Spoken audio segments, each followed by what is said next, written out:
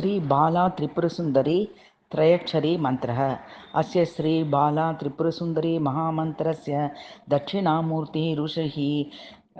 पक्तिश्छन्दः मुखे श्री बाला त्रिपुरसुंदरी देवता यदि ऐं बीजं गुह्ये सौः शक्तिः पादयोः क्लीं कीलकं नाभो श्री बाला त्रिपुरसुंदरी प्रीत्यर्थे जपे विनियोगः करन्यासः ऐं अंगुष्ठाभ्यां नमः क्लीं तर्जनीभ्यां नमः सौः मध्यमाभ्यां नमः ऐं अनामिकाभ्यां नमः क्लीं कनिष्ठिकाभ्यां नमः सौः करतलकरपृष्ठाभ्यां नमः हृदयादिन्यासः ऐं हृदयाय नमः क्लीं शिरसे स्वाहा सौः शिखायै वषट् ऐं कवचाय हुं क्लीं नेत्रत्रयाय वौषट् सौः अस्राय फट् भूभुवस्वरोम् इति दिग्बन्धः ध्यानम् अरुणकिरणजालैः रञ्जिता शावकाशा विधृतजपवटिका पुस्तका भीतिहस्ता इतरकरवराढ्या फुल्लकल्हारसंस्था निवसतु हदिबाला नित्यकल्याणशीला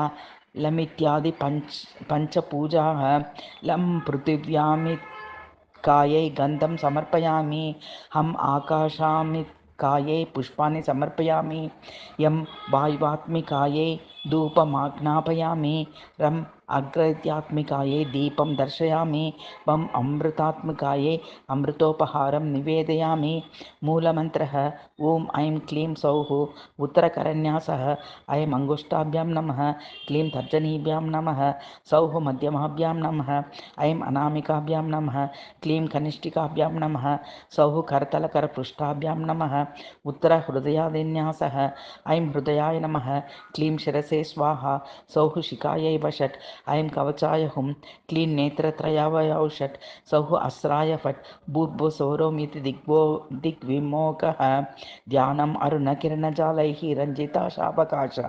विधृतजपवटिका पुस्तका भीतिहस्ता इतरकरवराढ्या फुल्लकल्हारसंस्था निवसतु हदिबाला नित्यकल्याणशीला लमित्यादि पंचपूजाः लं पृथिव्यात्मिकायै गन्धं समर्पयामि हम आकाशात्मिकायै पुष्पाणि समर्पयामि यं वायव्यात्मिकायै धूपमाज्ञापयामि रम् अग्र्यात्मिकायै दीपं दर्शयामि वम् अमृतात्मिकायै अमृतोपहारं निवेदयामि। समर्पणं